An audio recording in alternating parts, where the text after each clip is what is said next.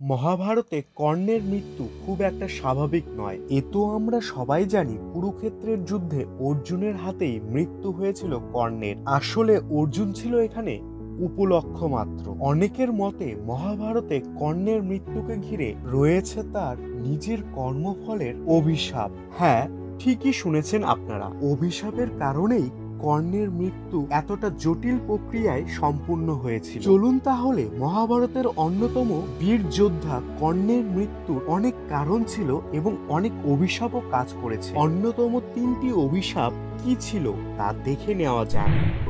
নমস্কার বন্ধুরা, পথে পথে ইতিহাসে আরো একটি নতুন পর্বে সবাইকে স্বাগত জানাই।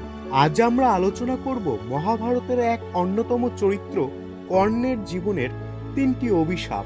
এই অভিশাপই কি কর্ণের মৃত্যুর কারণ ছিল? আসলে এই 3টি অভিশাপ মূলত কি ছিল? এই সমস্ত প্রশ্নের উত্তর থাকছে এই ভিডিওতে, তাই ভিডিওটি শেষ পর্যন্ত দেখতে থাকুন।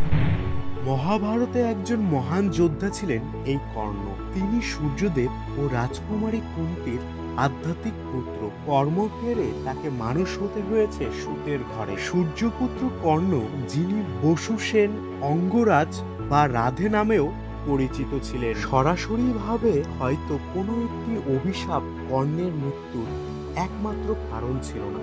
কর্ণের জীবনের 3টি প্রধান অভিশাপ ছিল, যা তার জীবনের গতিপথ এবং পরিণতি নির্ধারণের গুরুত্বপূর্ণ ভূমিকা পালন করেছিল। এই অভিশাপগুলি সরাসরি তার মৃত্যুর কারণ ছিল তা নিয়ে বিভিন্ন মতামত রয়েছে, তবে নিঃসন্দেহে এগুলি তার জীবনের শেষ মুহূর্তগুলিকে আরো কঠিন করে তুলেছিল।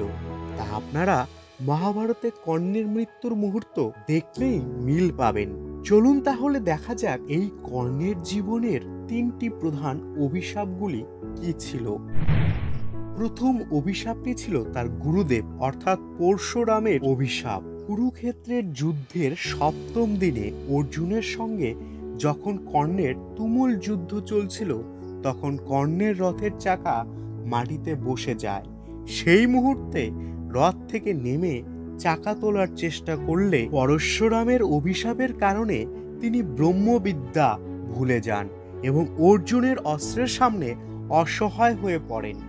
মনে করা হয় পরশুরামের অভিশাপের কারণেই এমনটা ঘটেছিল, কেননা এর সূত্রপাতটি ঘটেছিল কর্ণ যখন পরশুরামের কাছে ব্রহ্মবিদ্যা শিখতে যান।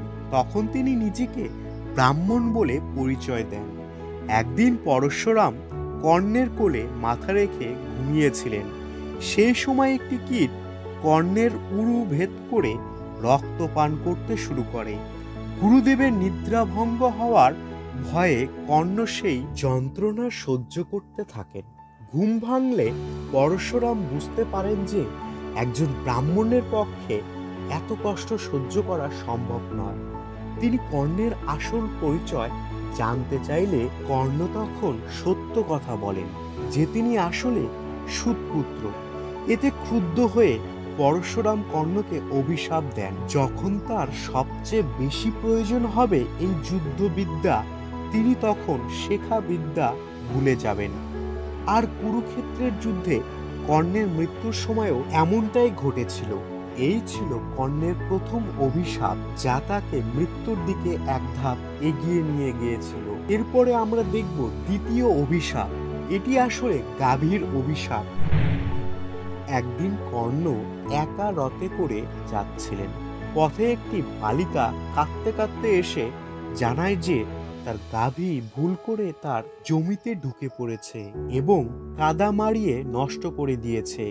কর্ণ তখন তার তীর ছুঁড়ে কাদা থেকে গাভীটিকে বের করতে যান, কিন্তু দুর্ভাগ্যবশত তীরটি গাভীর গায়ে লাগে এবং গাভীটি মারা যায়।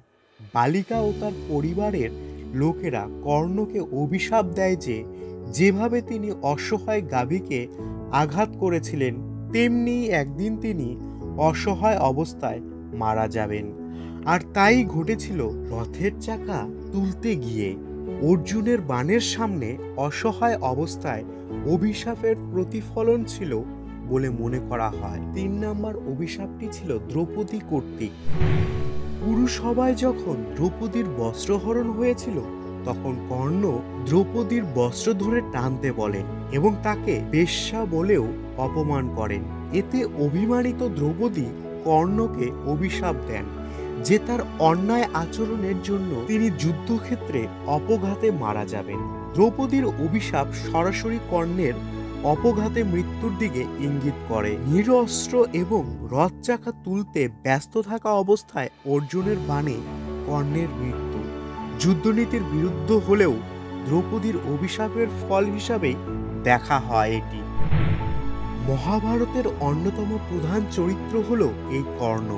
মহাভারতের এই যোদ্ধা ছিলেন দানবীর, বন্ধু, অন্যতম শ্রেষ্ঠ ধনুর্ধর।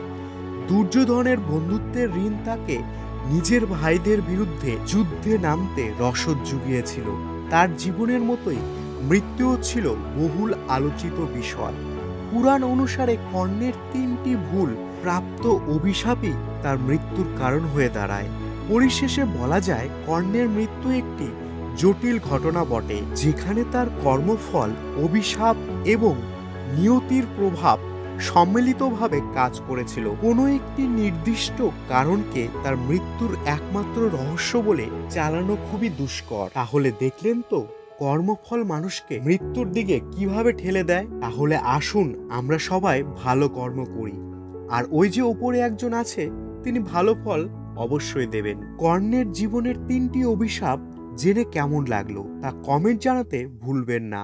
ভিডিওটি ভালো লাগলে একটি লাইক করে দেবেন, আর হ্যাঁ, এই চ্যানেলটি সাবস্ক্রাইব করে পাশের বেল আইকন প্রেস করতে ভুলবেন না। ভালো থাকবেন, সুস্থ থাকবেন, দেখা হবে নতুন কোনো ভিডিওতে। অসংখ্য ধন্যবাদ সবাইকে কষ্ট করে ভিডিওটি দেখার জন্য।